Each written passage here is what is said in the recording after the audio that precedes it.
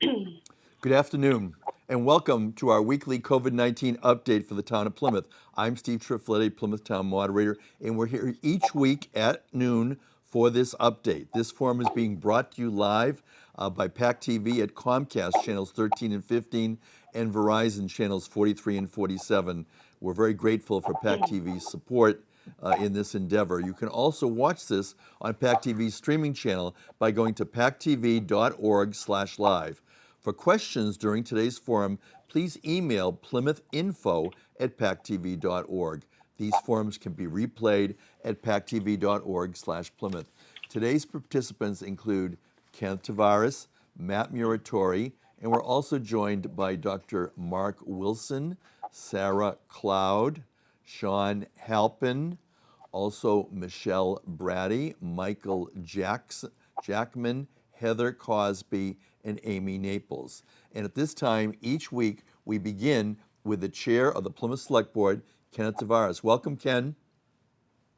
Thank you, Steve. And good afternoon to everyone. I just wanted to inform our audience that, excuse me, that our COVID ambassadors are coming on board tomorrow through the good work of the Board of Health and the Health Director.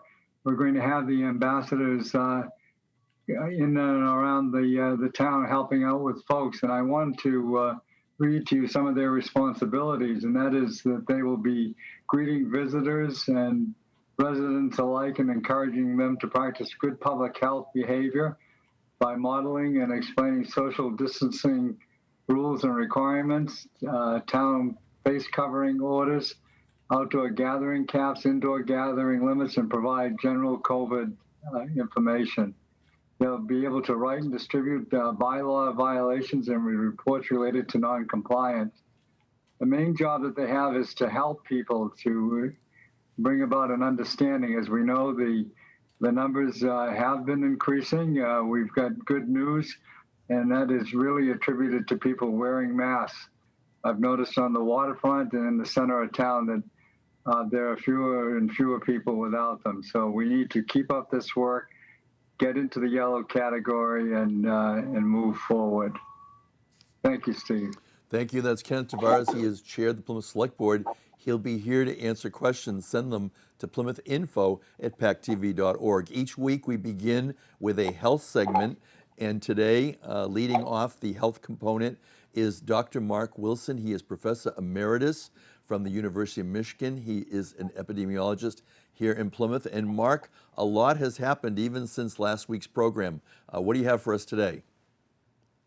Well, thanks, Steve. I thought what I would do is touch on a few topics that are in the news, but also one that came to me as a question that I came across, and this is there any chance that we might have an accurate, rapid home test for COVID in the near future? So this is an understandable concern because it would make it much easier for people who know whether or not they're infected, and possibly even before symptoms appear, perhaps change their activities. The technology is almost ready, but there still are obstacles that limit the availability of such home tests. Currently, most coronavirus tests in the US are what we call molecular PCR tests. And this is a very sophisticated laboratory-based test. It's expensive, and it takes many days to get results back, but the results are very accurate. So it'd be incredibly valuable if there was an accurate, inexpensive test that could be self-administered at home and not require having to ship the sample to a laboratory, for example. So that way you'd have a rapid home testing that could be done before a visit with a family member, or before going to work, or whatever. Or public health agencies could use rapid home tests, distribute them widely to quickly get a handle on local outbreaks. But in general, self-testing could be widely encouraged to help reduce the skyrocketing transmission that we're currently now experiencing. There are early versions of such rapid self-tests, and they're actually being used in certain nursing homes and school settings. Abbott has their, I believe it's called Bionox or Bionow test that gives a fairly similar result to a pregnancy test, for example, and it's very inexpensive, about $5. But the FDA has not approved this test for wide-scale use, largely because it's simply not as accurate as it needs to be. So for this reason, epidemiologists are really concerned that widespread use of such a rapid antigen test could actually do more harm than good by adding bad data to the surveillance system. And we know we're already struggling to keep up with that. It also might actually encourage people to have a false sense of security if there are false negative results from such a test that has such uncertainty. And this would lead to risky behavior that otherwise might not take place. So it's really a big problem. But in addition, it's a problem not because it hasn't been approved, but because companies simply haven't been able to produce them. The FDA has not received any request for such an approval. And this was since July when these requirements were set forth. So there still is optimism about home testing, and eventually we're pretty sure that something will be developed. This is obviously going to be helpful to certain people in certain circumstances, but it's really unlikely that it will be a major contributor to our understanding of the pandemic, at least not in the short term. And it also isn't clear whether or not insurance companies will cover the costs, whether people will trust and use this test, and whether the results can be collected and used by public health agencies. So for now, we have to remain happy with, satisfied with, and using the effective prevention activities that we're all familiar with: masks, hand washing, and social distancing. Here's another question that I'd like to share a response to. I have heard that fewer people are dying of COVID despite there being a higher rate of infection. What's happening? So it is correct that the US national death rate among people who are infected with the COVID virus has been going down, even though the number of people dying is actually increasing right now. So there is a small bright spot in the otherwise dismal situation, that is that the death rate has gone down, is going down, but it's not at all clear why. Let me just offer a few thoughts here. Remember that early in the pandemic, the estimated mortality rate in China, for example, was as high as 7%, I believe, but that was counting hospitalized patients who did not survive. And the US mortality estimates then were between 2 and 3%. An important characteristic of any epidemiological percentage, which is also called a prevalence, is that there's both a numerator and a denominator. And so for mortality, the numerator is simply the number of deaths, of people who died. The denominator, however, could be the total population of an area. It could be the estimated number of infections. It could be, sometimes it's actually the number of confirmed COVID deaths, confirmed COVID cases as the denominator. It could even be simply the number of hospitalized patients. So depending on which denominator is used, the mortality rate will be very different. Secondly, characteristics of people who are being infected are very important in estimating this mortality rate. Nowadays, we know that younger people who are generally less likely to have severe disease represent more and more of the new cases.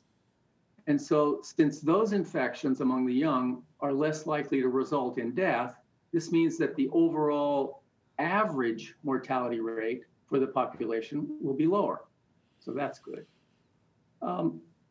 There's also much more testing being done today, which we know. And this means that asymptomatic infections and mild cases that would otherwise not be counted are being detected more often than before. So these positive tests are being added to the mild and severe cases, and this increases the denominator, which then increases the denominator that then decreases the mortality rate. But most importantly, I think here is that the fact that healthcare workers now understand a lot more about how to treat patients with antiviral drugs and steroids, for example. And this helps people to survive who are severely ill with COVID. This treatment of hospitalized patients is much more effective than earlier in the pandemic. And so that real medical progress is of course, welcome news.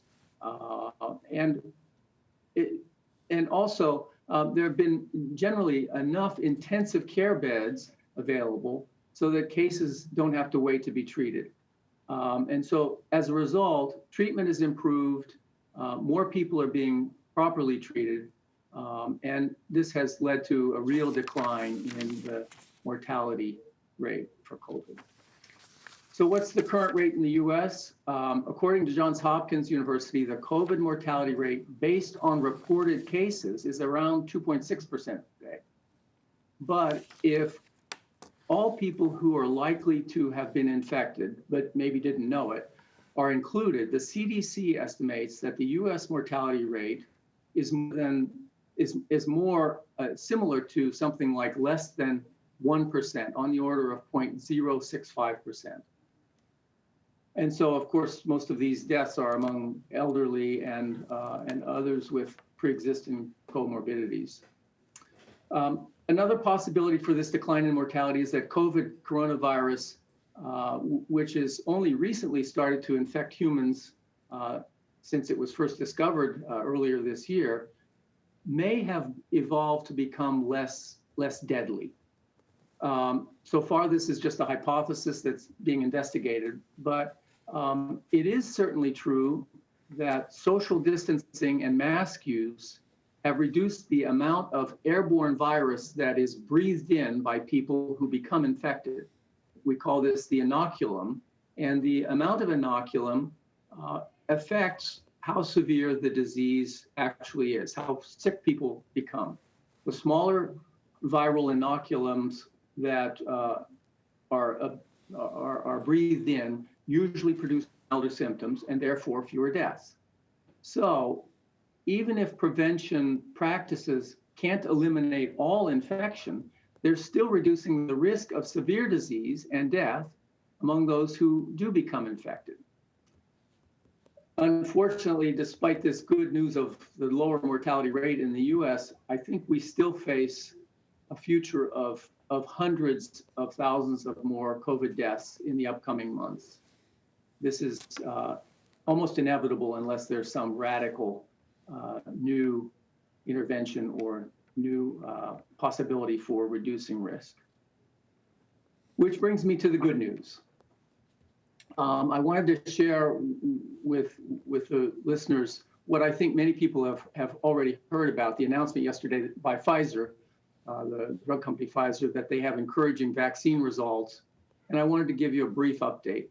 Pfizer and BioNTech, the other company that's partnered with them, have reported their candidate vaccine against COVID-19 has achieved success in the first interim analysis of this is a phase 3 study that they have initially done some analyses on. And these results have not yet been peer reviewed for publication in scientific journals, but the results that we've seen so far really look very promising.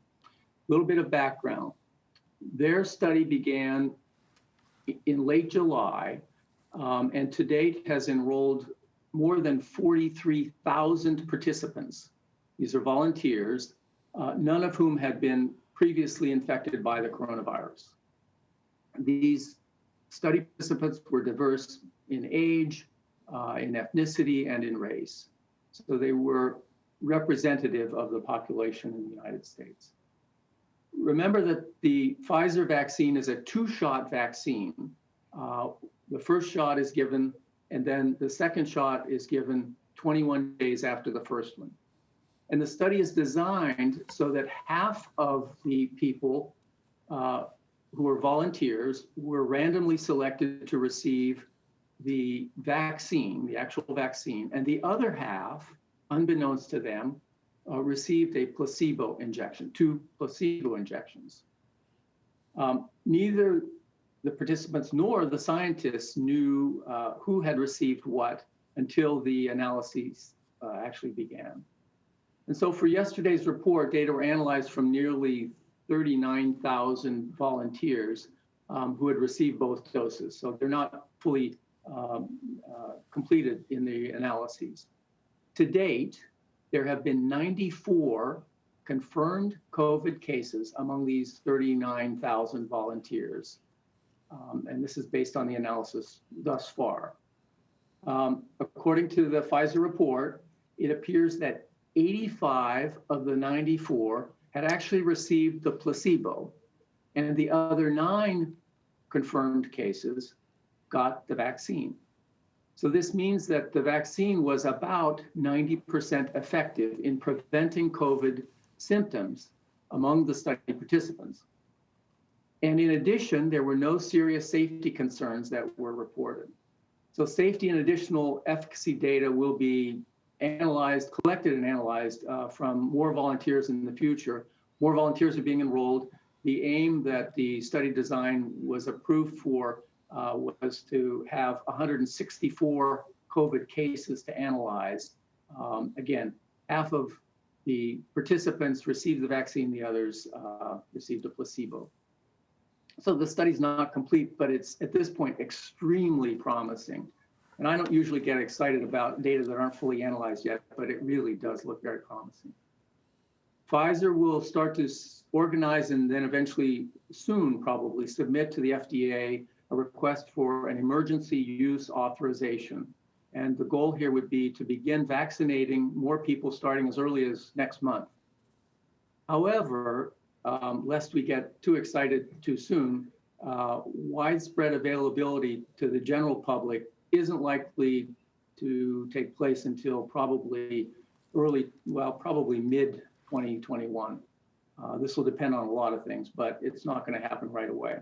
And in this regard, the United States National Academy of Sciences recently released a very thorough and thoughtful report from a group of a blue ribbon panel, really, of medical scientists, epidemiologists, business leaders, health policy experts, and ethicists that outlined a framework for how to equitably allocate the COVID vaccine once it becomes available. And they proposed a national 4-phase approach for administering the vaccine based on need and risk. And this starts with the highest risk health workers and first responders, then people, including also people with comorbid conditions that put them at higher risk, and older adults living in crowded conditions. So it's likely to be months later that other people in lower risk groups will have access to this vaccine. It's also important to remember that Pfizer is a company that has now a very solid vaccine, but it's only one of 4 candidate vaccines that are currently undergoing phase 3 trials in the US. Another vaccine developed by the Moderna company here in Massachusetts is nearing the end of its phase 3 trial, and it's of a vaccine that's very similar to the Pfizer product. So if we have more than one vaccine that the FDA is able to approve after careful scrutiny, this will even increase the availability of vaccines for us in the near future. But I would argue there are really 2 major hurdles. The first involves logistics. This is the logistics, the challenges of vaccinating hundreds of millions of people in the United States, let alone billions of people in the world.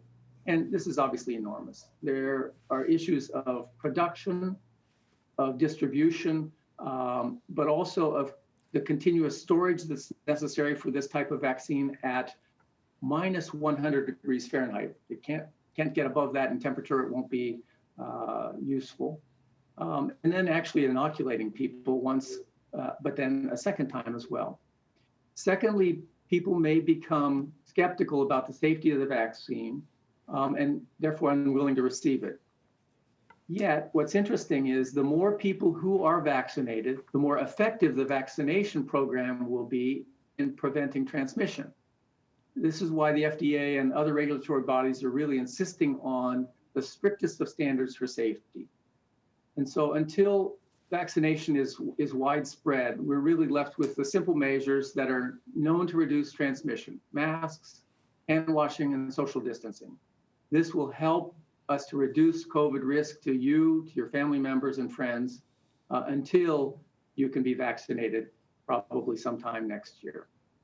So let me stop there, and I'd be happy to answer any questions that might come along later on in the session.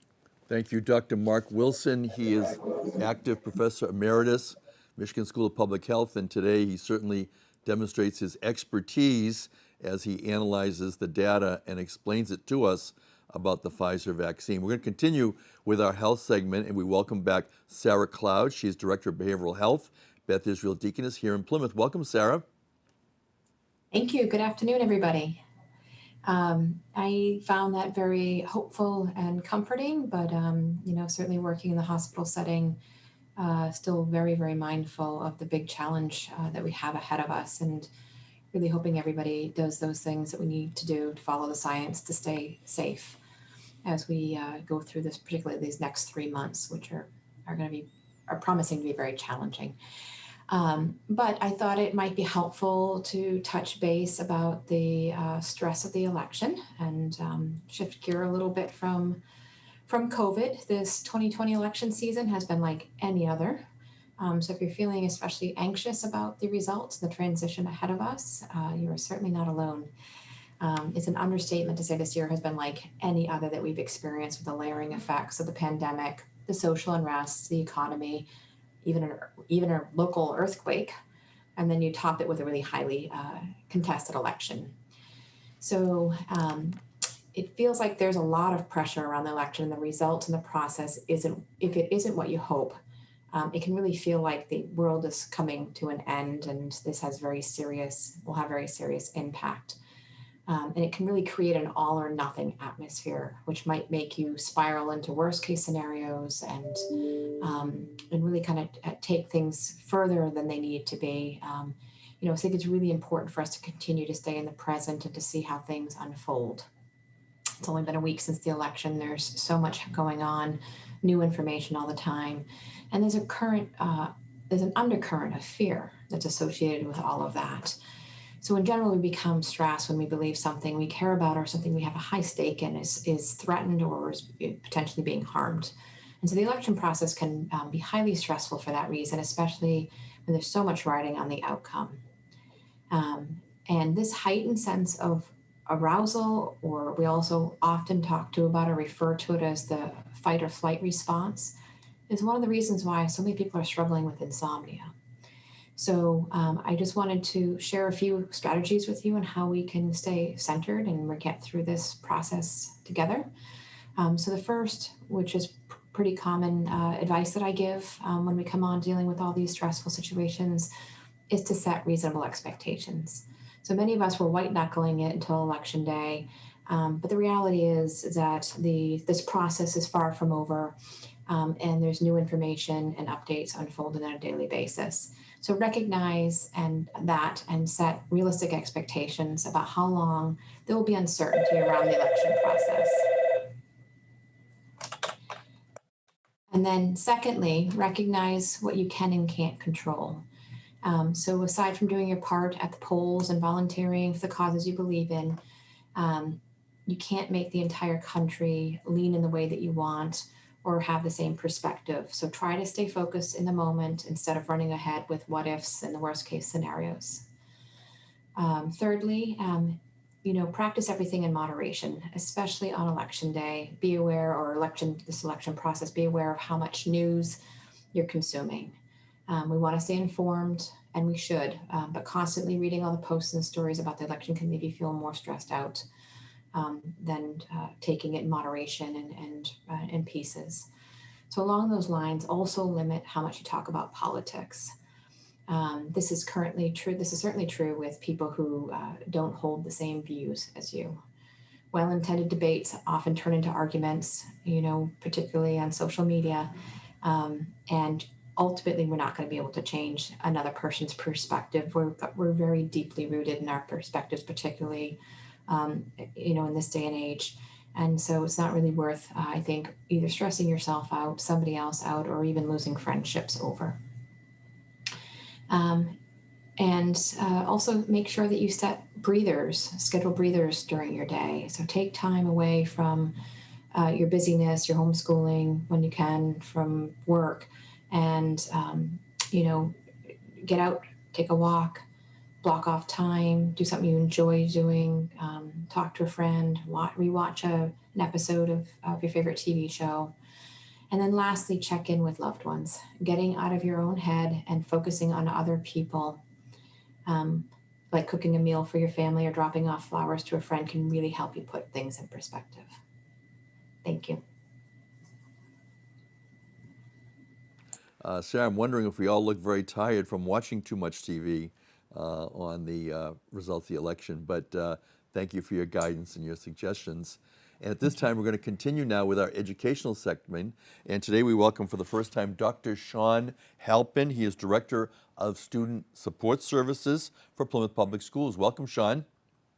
Well, thank you very much. It's good to be here today, and it's good to see everyone who's on the panel today. Sarah, thank you for the excellent advice, and I will be sure to take some of that. And Dr. Wilson, I appreciate all the data and the research and statistics as well. So, from the school's perspective, I guess I just start out and say that we are all aware that this is a difficult time for our students, for the families, and for our staff. So we're making adjustments here, on the fly the best we can.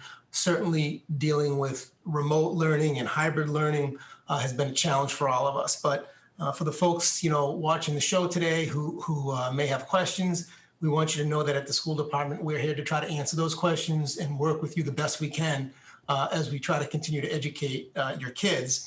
Matt Muratore had asked before the show today what the recent numbers were here in Plymouth at the schools. And I do have the update from the 6th. I'm sorry that I don't have last Friday's. They should be posting that soon.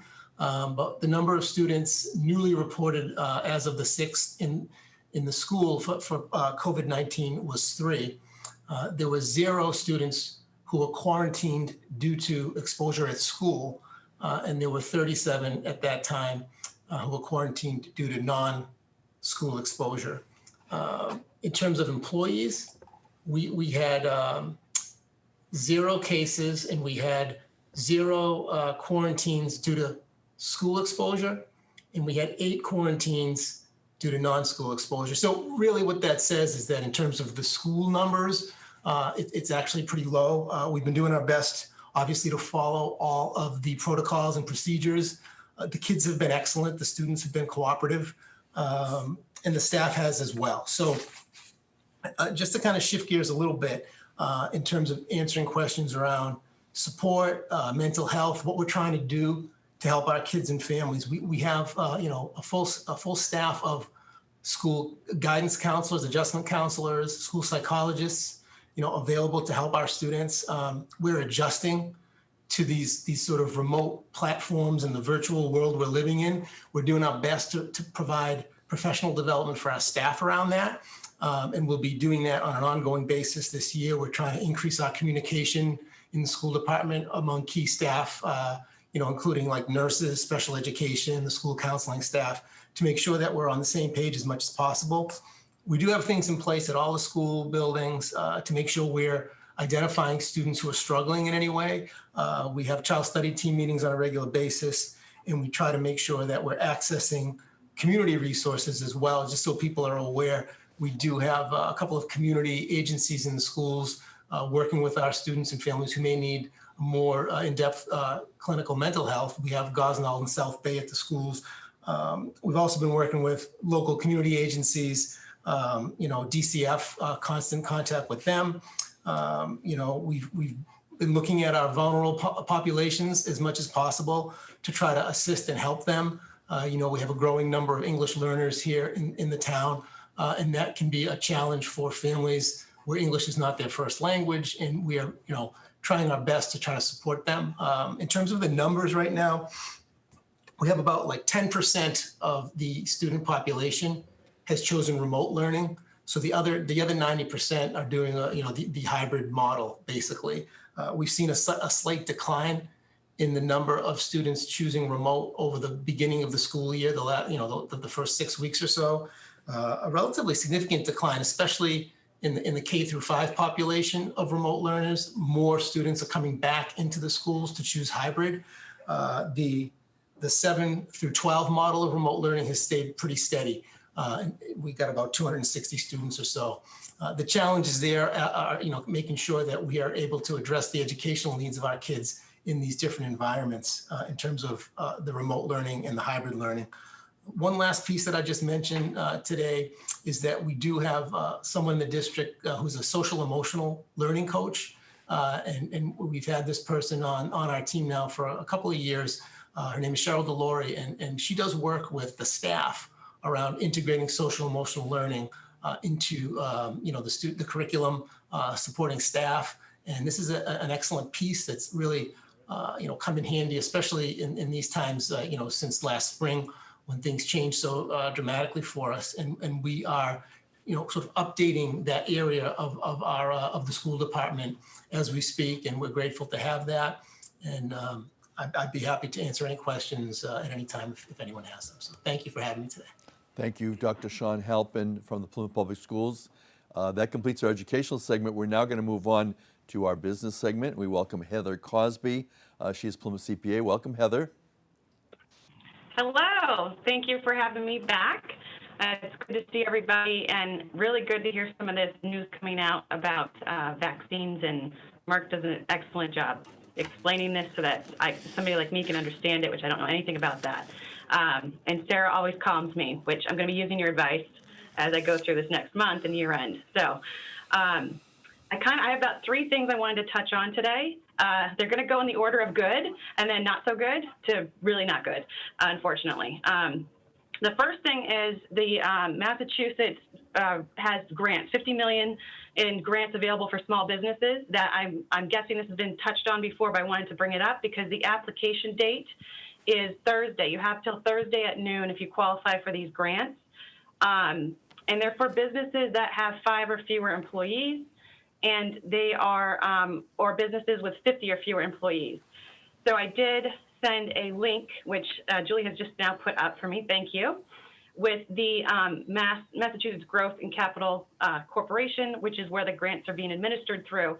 So if you are a small business, you will definitely want to go and take a look at this. If you haven't yet, you're going to want to look and see if you qualify for any of these grants, and you're going to want to go through the various pieces of the grants to see if you qualify. One important thing is that you had to be in business as of June 30, 2019. So if you were a newer business, you may not qualify. But it's really straightforward. You just need your 2019 tax return in addition to going through the application. So that's the good news, is that that money was made available and you have a little bit longer to apply for your grant. The second piece was with all this vaccine movement, which is great and where we need to go, obviously. What's happening on the other side of that is now that the election's over, Congress was trying to negotiate a stimulus package before the election, which was put on hold. Now, because of the movement in the vaccine, the idea of what would be included in the stimulus package is being looked at. And what I'm hearing is that something may not happen until maybe January with a package, and that the package would be much smaller than what was being negotiated, because obviously this is a big move, getting a vaccine this close to being released. And I'm guessing that Mr. Jackman might have some additional information, if anything, on that. So just know that if you were relying on the idea of unemployment benefits being extended or more relief coming to you in another stimulus payment, that is not looking to happen anytime really soon. I don't expect that to happen soon, and it will probably be readjusted for this new information and getting the economy moving with the vaccine in the next year. So, and then the last piece, which is, I really feel like Debbie Downer from Saturday Night Live talking about this, but I want to bring it up because I am actively working with my clients, planning based on what the future tax laws might look like. And this is based on Biden's tax summary. And at the end of the day, I'm not a political person when I talk about this, but this is the reality. Regardless of who became president, taxes were probably going up. And so it is a time to think about this and to start planning for what that might mean for you, particularly if you're a business. I wanted to highlight a couple of the big items that I would say are expected to go through. Obviously, from the time you have a tax plan to it being legislated and being completed, a lot of changes happen, but there's usually some common themes that are carried throughout. So these are the themes that most practitioners, I would say, are expecting to happen. The first one is that if you're a corporate taxpayer, you pay at the corporate level. Right now it's 20%. The proposal is that get up to 28%. So corporate taxes will be going up. That's a big part of the plan. The other part of the plan is that the individual tax rate structure will return to what it was pre-2017. So those would be higher tax brackets, wealthier people paying more taxes, all of those types of things. And that investment income would be taxed at a higher rate as well. And then another area of concern is the estate taxation. What happens when somebody dies and how they get taxed. A big part of the plan is that the step up in basis and assets would no longer be there. That would mean that estates would be paying huge amounts of taxes on the value of their estate before it transferred to their heirs. So, like I said, this is not, this is crystal ball stuff. This is what is coming, and these are the themes that are coming. And to bring this into current times and planning, I have clients that are doing huge transactions because they have determined for themselves and their investment advisors where that this is going to happen. It's going to cost them a lot more money in a year or two than it would now. So I encourage you to start looking at the tax summary, start thinking about your situation, talk to your tax professionals. It's a part of this environment, and if there's anything that you should be doing, that you consider doing that before year end. And the last thing, for most businesses that we deal with in Plymouth, it's under 25 million, and they're probably a cash basis taxpayer. And what that means is that you can accelerate getting your deposits in the bank. You can accelerate collecting your money. And this year will probably be the lowest tax brackets that'll be around for a while. So another small thing you can do is try and push some of that income into 2020 rather than deferring it into 21. So that was the not so good news, but overall, it's all stuff we have to deal with. And I also just want to say happy Veterans Day for tomorrow to everybody. My father's retired commander in the Coast Guard. My brother's a retired Army. So to all the veterans in Plymouth and everywhere, thank you so much. Thanks, Steve. Thank you, Heather Cosby. She is the Plymouth CPA. You can send her your questions to PlymouthInfo@PacTV.org. And now we welcome back Michael Jackman. He is District Director for Congressman William Keating. Welcome, Michael. Thank you, Steve, and thanks again to PAC TV for having us on. Again, a lot of great information from all of our panelists. I always learn so much. A few things I wanted to touch on quickly. I talked a lot throughout the year of being on the show about the economic impact payment and people who have been successful and people who unfortunately have not been successful. And there is a deadline coming up, which I think is worth mentioning.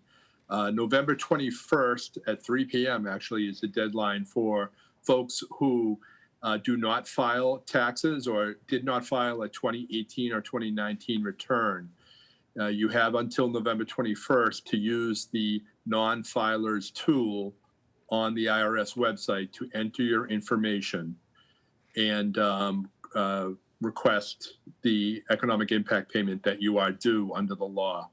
The non-filers tool is really geared towards two different categories of people. People who receive federal benefits like Social Security, railroad retirement, VA benefits, but who do not file a return, and people who do not receive benefits from the federal government and also do not file a return.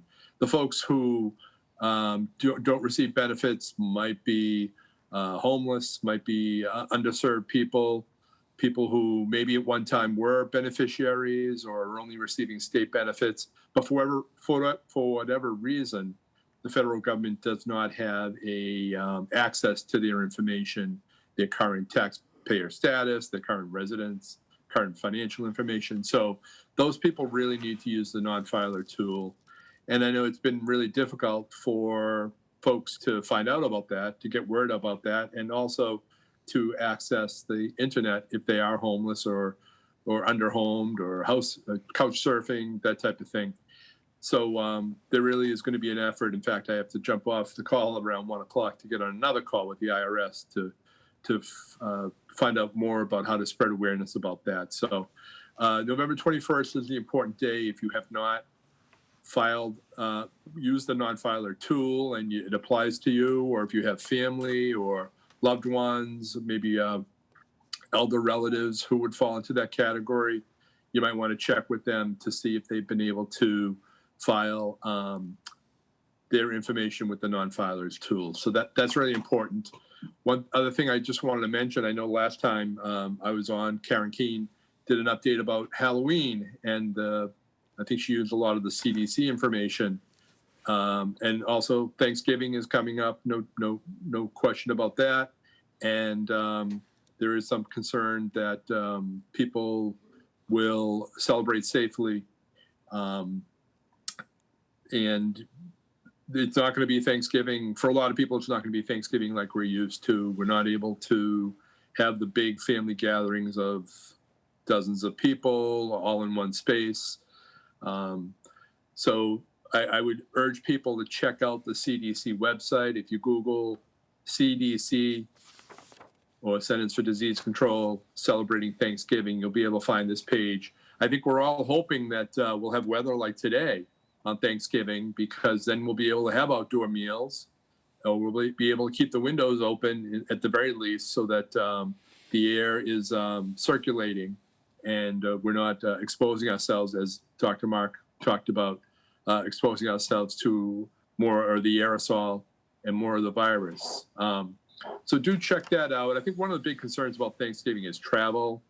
In a typical year, it's the busiest travel time of the year.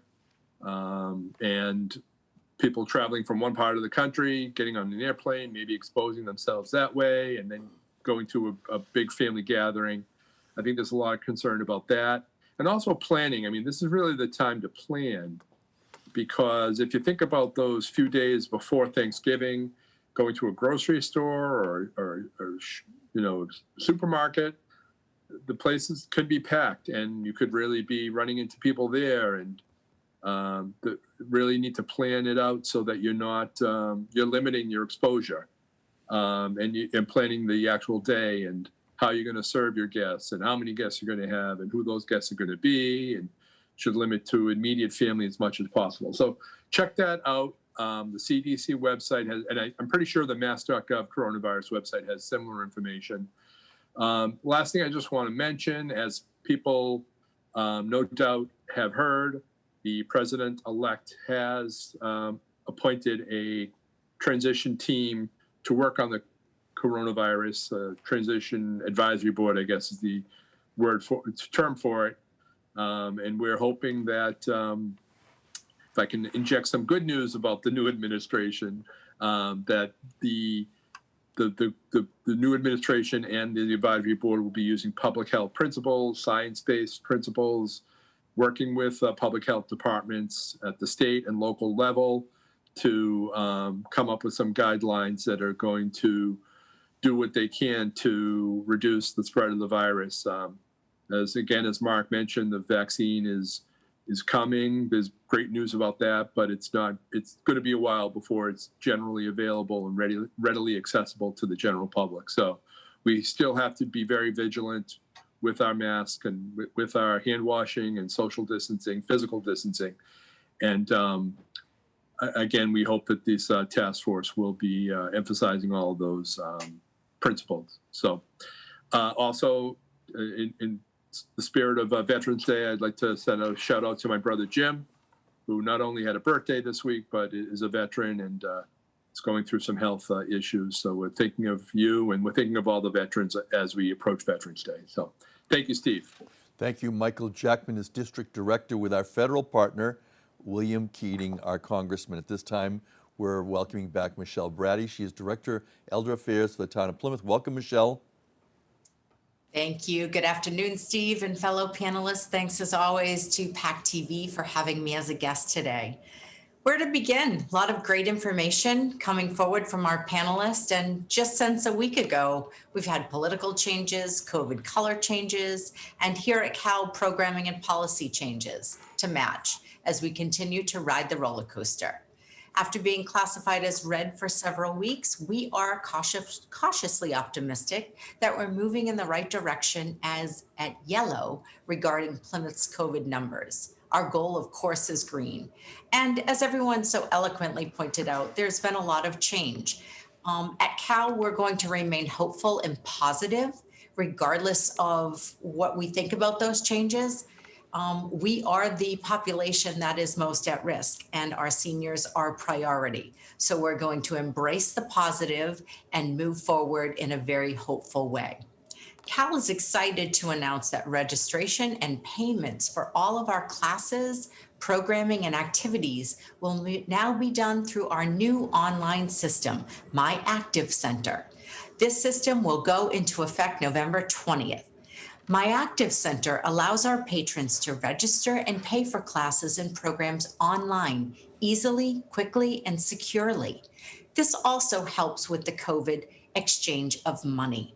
You can register for our programs from your computer, smartphone, or tablet, and pay registration and class fees from the comfort of your home.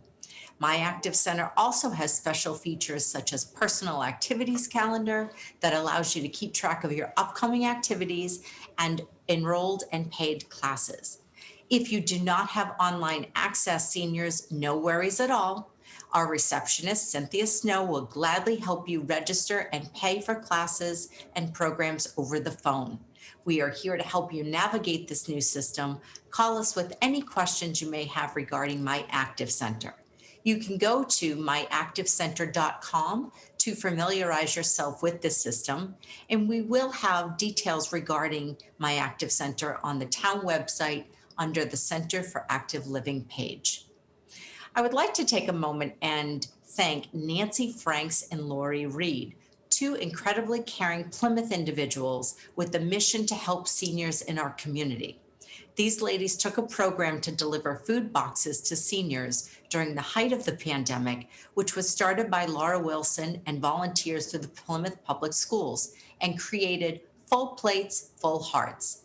This enhanced service now delivers bags of healthy, hearty, and fun food at no charge to seniors in our community. Cal thanks them so much for their volunteerism and generosity on behalf of our seniors.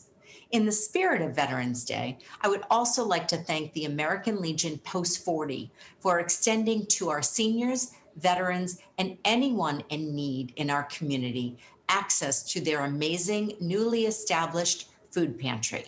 The pantry is open to the public on Tuesdays from 11 to 1.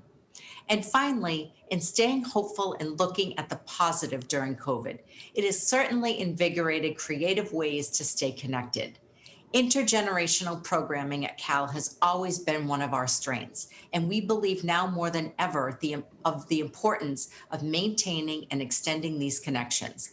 We are thrilled to report that we will be working in conjunction with the Plymouth Public School System to engage in virtual educational and exercise programming between the generations. Our first collaboration will be with EdTV Kids, led by Jen Mulvaney. This program teaches 5th grade students across Plymouth how to create, film, and edit news stories, and they want to interview our seniors. They're looking to do virtual interviews that students will then use to create a video news story. In addition to helping students practice interview skills, they want to highlight the rich and diverse experiences of the senior members of our town by creating a special for their EdTV channel that will highlight these stories. Cal is looking for senior volunteers to be interviewed to help these young journalists and form meaningful connections. If you are interested in participating, please contact Beth Hadfield at Cal 508-830-4230. We look forward to this awesome intergenerational experience. Thanks, Steve. Thanks, Michelle Bratti, Director of Elder Affairs. Speaking of elders, Amy, yesterday you and I joined Matt in celebrating the birthday of one of our prominent business community elders, Ed Santos, who was 90 years old young yesterday. Tell us what's happening in the world of the Plymouth Area Chamber of Commerce. Steve, I thought you were calling me an elder at first. Yes, we were celebrating our good friend Ed Santos' 90th birthday. And for those of you who do know Ed, he has been just a tremendous person in our community in so many ways, especially through the chamber, economic development, and just community overall. So it was nice to be able to celebrate him. But what I wanted to talk about today is certainly that the holidays are upon us. I've driven by and seeing people decorating their homes and just getting in the festive spirit. And we at the Chamber are gearing up for some great activities and initiatives and opportunities for you to support local. So most of you, I hope, are familiar with Small Business Saturday, which is coming up on November 28th. For those of you who don't know, it is a day that encourages Americans across the country to support local businesses, restaurants, retailers, anyone and everyone local. It really infuses money into our local economies, promotes our vibrant and diverse community, and celebrates the importance of small businesses in our economy. This annual event is actually celebrating its 10th year this year and is always held the Saturday after Thanksgiving. Since it started, U.S. customers have reported spending an estimate of $90 billion at independent retailers and restaurants. And according to the Small Business Economic Impact Survey from American Express, consumers' local impact during the holiday season is very significant. So we, of course, want to keep that here local. On average, 67 cents per dollar is spent at small businesses. And in the US, about 50 cents of that stays in our local business economy, generating business, whether it's the activity from the employees or purchasing local goods and services. So this is just a great opportunity to support this very vital component to our economy and our community. And we're very excited about it. And the Chamber is a neighborhood champion. So we will be working hand in hand with our business community on how they can participate. Fun ideas to encourage customers to visit their shop, restaurants, participating businesses. We'll have specials, giveaways. We'll have promo items for them to hand out. So if any businesses listening today and they would like to be involved, please reach out. We have a lot of great ideas in which you can do so. So for all of the list of participating businesses, you can visit PlymouthChamber.com and of course follow us on Facebook. But I do know the Saturday after Thanksgiving is such a great way to support our local businesses. And it's no wonder we are emphasizing on the importance of supporting local, and we are shouting from the rooftops this holiday season to encourage you all to support our local businesses. And we have come up with another opportunity for you to do so. We are launching our first hometown stroll, which will feature a festival of trees, a salty Santa, a scavenger hunt, local specials, and just fun holiday activities for families to enjoy, all COVID friendly, and an effort for us to keep the cheer here this holiday season. So our stroll will take place December 10th through the 13th with activities all weekend. Many initiatives include a festival of trees that will be up the entire holiday season and deals, of course, that will be lasting all holiday season as well. So if you'd like to learn more about this, please feel free to reach the Chamber office at 508-830-1620. And to continue with our holiday theme today, the Chamber typically hosts a huge toy drive for the Toys for Tots. It's a fun, festive event, and sadly, we are unable to host this year. We do know the demand is certainly very great for these toys. So we have shifted gears and we will be holding a Toys for Tots open house here at the Chamber offices at 100 Armstrong Road with our dear friend Alan Costa, who had started the program and the initiative many years ago and asked to partner with the Chamber. And he is a U.S. Marine veteran and someone we truly love and love to partner with on this event. So we'll be holding that open house from 8 a.m. to 3 p.m. on December 4th. So we will have Santa here, hot cocoa, and collecting toys. So please save the date, grab a toy, and pop on by. We'd love to see you. And of course, with Veterans Day tomorrow, I just want to take a moment to wish all veterans, past, present, and future, a very happy Veterans Day. Thank you for your sacrifice and your service.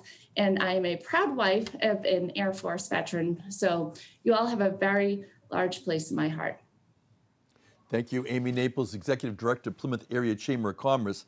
State Representative Matthew Muratore, this is COVID update number 73. And in the beginning, we were doing them daily. Then we've gone to weekly, but we've got lots of information to share with the Plymouth community. What do you have for us today? Yeah, thanks, Steve, so much. And thanks to all the panelists today. And I wish I talked to Sarah Cloud the day after the election. I would have felt better then, but I feel better now. So thank you, Sarah. Just want to give a quick update on the metrics. As we've all heard, the metrics have changed on how we're reporting COVID cases. And the reason the metrics have changed is because there's many communities that are significantly testing people. So now the categories are less than 10,000 in the community, 10,000 to 50 and 50 plus. We obviously, Plymouth is in the 50 plus category. And in order to be in the gray category, you have to have less than or equal to 15 total cases. In the green category is less than 10 average cases per 100,000 and greater than 15 total cases. In order to be in the yellow category, which is where Plymouth is now since this metrics changed, is greater than or equal to 10 average cases per 100,000 or greater than or equal to 4% of the positivity rate. And of course, if you don't want to be in the red, but that is greater than or equal to 10 average cases and greater than a 4% positivity rate. Right now in the Commonwealth, there are currently 16 communities in red, 91 in yellow, 79 in green, and 165 in the gray category. The governor last week did a stay-at-home advisory that came into effect on Friday morning. At 12:01 a.m. So the stay-at-home advisory is 10 p.m. to 5 a.m. Table service at restaurants need to cease at 9:30. Liquor stores 9:30. Gatherings reduced to 10 people, in 25 people outdoors. All gatherings ending at 9:30. And there are fines for this. You can be fined up to $5 for each person above the limit of gatherings. So. And hopefully, by doing this and by the mask, people masks, this will, let the virus, kill the virus in the next 30 days or so. Until we can get a vaccine in place. So that's the goal at this point. Looking at the number of cases by age group, again, the 0 to 19 age group is the highest category for the 2-week period ending October 31st at 2,834 cases. 20 to 29s were the second most positive cases at 2,734. Ages 30 to 39, 2,676. Ages 40 to 49, 2,240. Ages 50 to 59, 1,950. Ages 60 to 69, 1,401. Ages 70 to 79, 669. And 80 plus at 425. And Steve, this is a far cry from when we were doing these programs back in March or April, where the numbers were just totally opposite, where it was over 80 people, age of 80 and over the age of 70 that were really getting it. So really seen a great difference. In Plymouth County, there are 12,258 cases since the inception of this, with 851 deaths. In the town of Plymouth, and this is from 10/21 to 11/4, there's been 972 cases. There were 97 cases in that 2-week period. There's been 32,883 tests done for those folks that live in Plymouth at a 2.95% positivity rate. And so we're averaging about 11 per day at this point. So that's where we're at. I do want to comment too real quickly on the schools in the Commonwealth, and Plymouth schools are leading the way in how they're handling this. The higher education particularly is doing very well, considering the tens of thousands of people in higher education. There's been very few cases there as well. So we continue to applaud the schools for what they're doing. And I too want to wish Ed Santos a happy 90th birthday. We were fortunate enough, Chairman Tavares and Amy and myself, to be part of that celebration yesterday. And he's just a hero of mine, just a great community leader, business leader, and somebody that I aspire to be when I get to be that age. I hope I'm still kicking around at that point. And also happy Veterans Day to all the veterans out there. We thank you for your service. Thanks, State Representative Matthew Muratore. Now we're going to circle back to our panel and hear their closing thoughts. Going to begin with Dr. Mark Wilson. Mark, what should we remember today? For me, this was a session of yin and yang.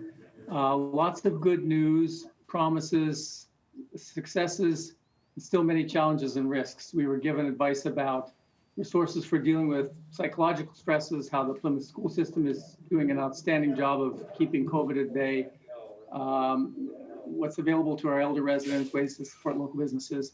And yet there are challenges about how to encourage others to practice transmission reduction, how to talk with others about political differences, ways to safely enjoy the upcoming holidays, and a stabilizing but still high positivity rate. To me, this says that we need to continue to be thoughtful and considerate of others, continue to try to be tolerant and accepting. It's difficult to put ourselves in the shoes of other people, but we need to try to do so. Thank you. Thank you, Dr. Mark Wilson, Plymouth epidemiologist. Sarah Cloud, lots of stress locally, statewide, nationally, even globally. Thanks for your comforting remarks. What should we remember? Yeah, thank you. I think Dr. Wilson really summed it up really nicely around the yin and yang and a lot of things that we're celebrating today, coupled with a lot of really, I think, good information. So I think that's really helpful for us to stay focused on the present and taking things day by day. It's very important to slow down and to really discharge that stress related to the fight or flight response so that people can sleep better and function better. So self-care is really important in getting through these stressful times. So bring your thoughts to the present and do things that make you feel recharged and renewed. Thank you.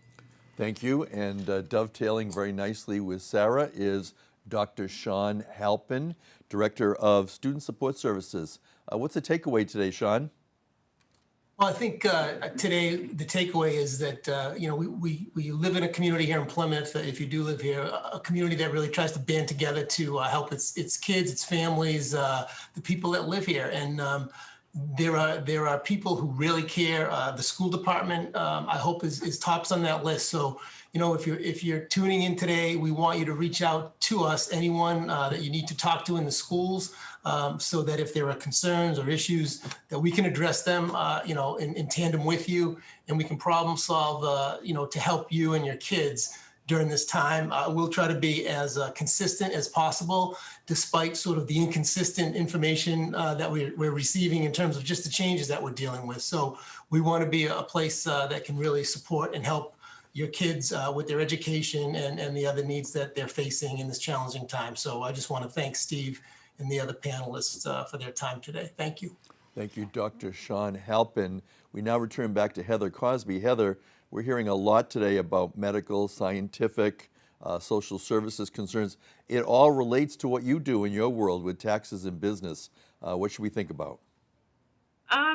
I think it's all good. This whole year is an exercise in dealing with change. And so nothing that businesses are doing right now is normal.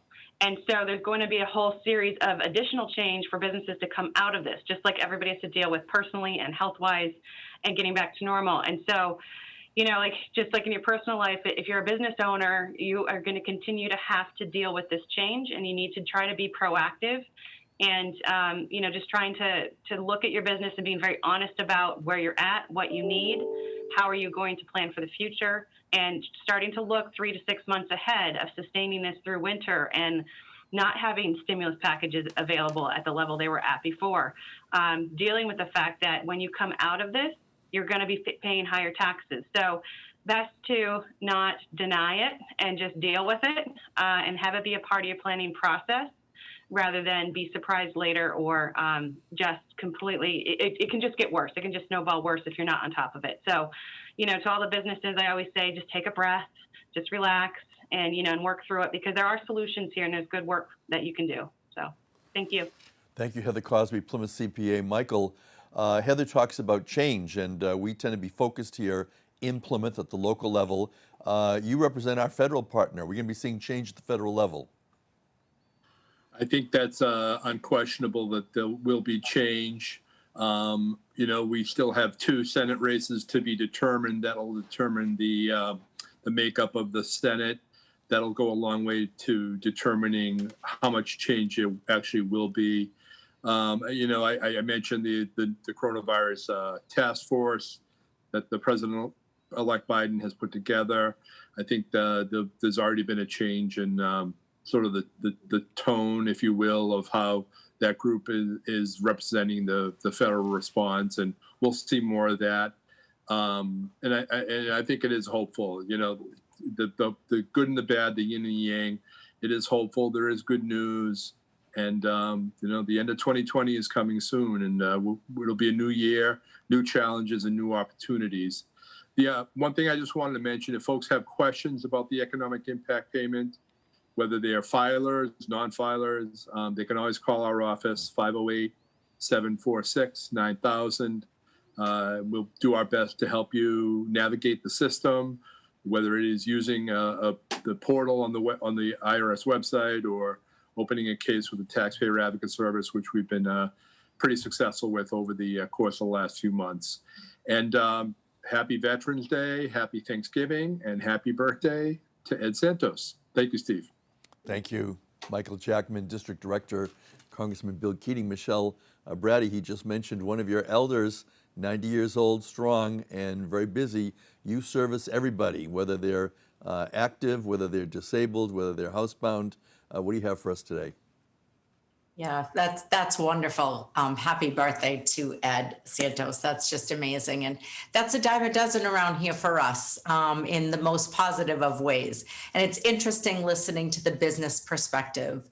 And we all have had a very topsy-turvy year. But we're in the business, our business at Cal, our commodity is providing connections for our seniors primarily. Yes, we provide a lot of services, but our very nature is not tax-based per se, but it's certainly human-based.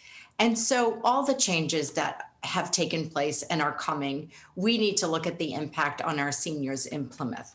And really having conversations as we're gearing up for the holidays at Cal, not being able to engage in typical activities. We still plan to bring the spirit, and we have to sell that. That is our sales pitch, and I say that with no tongue in cheek, very straight face. It is vital to our seniors. Many seniors are asking us about gathering concerns during Thanksgiving.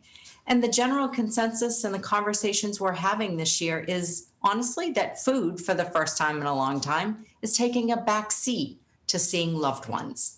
Many seniors are opting to socially distance with masks on while visiting and eating separately.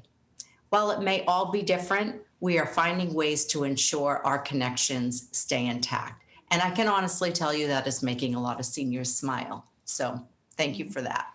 Thanks, Steve. Thank you, Michelle Bratti, Director of Elder Affairs. Amy Naples, Executive Director, your final thoughts? Sure, Steve, always a pleasure to be part of the panel, especially with these amazing folks. Always so much wonderful information. I always take away so much. So thankful to be a part of it and for including me. So not to toot my own horn, but I am a great gift giver. And the Chamber is working on its annual holiday gift guide, which will be published in the coming weeks. So be on the lookout for my picks in the gift guide and check out all the wonderful, unique gifts that you can purchase here from our amazing small businesses locally. So check it out and do me a favor and throw out that Amazon one you received in the mail away and support local. Thank you. Thank you, Amy Naples, Executive Director of Plymouth Area Chamber of Commerce. Matt Muratore, we've been doing over 70 of these updates. You and Ken and I have been here throughout the many months, and we couldn't do it without the help of PAC TV. What do you want us to remember today? Yeah, thank you again, Steve, for your leadership on this, and of course, PAC TV. We couldn't do any of this, particularly early on. It was just so difficult to get communication out to people, and this is a trusted source of information. Every single one of these panelists that we have on are trusted people who are giving you good, honest information, and keeping it real too. And when you have Michelle on and Amy on, and Sean on, and Sarah on, that they're doing the real work that's out there, and it's keeping us all real and grounded, and life still has to go on, and we figure out a way to do that. So thank you to all that. I just want to touch upon real quickly what Dr. Wilson talked about with regard to the death rate slowing down. As we begin to approach 10,000 deaths since the coronavirus started, we will hit that mark by next week when we're on the air, Steve. But it has slowed down, and as I indicated, younger and younger people are getting the virus. So the theory is that most younger people are healthy, so that's why their hospitalizations are down. There's only 588 people in the hospitals throughout the Commonwealth right now with this disease. Only 143 in ICU beds, only 66 vents. I only say only because when we were doing this back in March and April, these numbers were, in the thousands. And so the average age right now of somebody getting coronavirus is 38 years old. So we just need to continue to educate to that group that, wearing the mask does make a difference to folks. It's still causing deaths though, and it's causing deaths that people that are elderly, that are in nursing facilities that may be compromised health-wise, and you're not realizing it, you're giving it to somebody. So please continue to heed the advice of the health experts. Thank you to the leadership of the Board of Health, with Chairman Potvin and Karen Keane, and for Chairman Tavares and the Board of Selectmen for what they've been doing to lead us. And I think that just by continuing to work together as a community, as Sean said, it's a great community. We'll controlling COVID, is good for the economy, it's good for the health, and it's good for the schools. So happy Veterans Day to everyone, and we'll see you next week, Steve. Thank you, Matt Muratore, Plymouth State Representative. Thank you to all of our panel, Dr. Mark Wilson, Sarah Cloud, Dr. Sean Halpin, Heather Cosby, Michael Jackman, Michelle Bratti, Amy Naples, and we return back to Ken Tavares. He is the chair of the Plymouth Select Board. Ken, what are your closing thoughts? Well, I have a couple, Steve, and the first goes to Amy Naples. You've announced to the world you're a great gift giver. My list is on its way, and you open up your email, it's there for you. So you can pick the first two if you'd like. Also, I too would once again like to wish Ed Santos a very happy birthday. Ed was my Sunday school teacher, and as I look now, knowing his age and mine, he put up with a lot, having a bunch of teenage boys in the basement of St. Mary's Parish House teaching us some very valuable lessons. But I don't think I ever thanked you, Ed, for that, but thank you. Also to my fellow veterans, tomorrow is a day to celebrate, and in spite of the COVID, it's still a day that we can observe, and Plymouth is going to do that. Thanks to our Veterans Organization for putting a program together, which will be held on Memorial Hall steps. They are asking that you not attend because through, once again, the generosity of PAC TV, the program will be broadcast, and we can observe the numbers that we should and not exceed the numbers that would be at Memorial Hall. I'm sure we'll be back next year, but this year, let's watch it on PAC TV. And once again, of course, thank you to all of the participants today, and the reminders that we've got some good news, but we still need to wear those masks. Thank you, and everyone have a great week. Thank you, Kenneth Tavares. He is chair of the Plymouth Select Board. Next week, we'll be returning on Wednesday at noon. We'll be joined by Dr. Philip Triffletti, Dr. Barry Potvin, also newly re-elected State Senator Susan Moran, Stephen Cole, of course, Matt and Ken and I. And at this time, I'd like to thank you all for joining us. I'm Steve Triffletti, Plymouth Town Moderator. Good day. Thank you, everybody. Bye, everyone. Bye.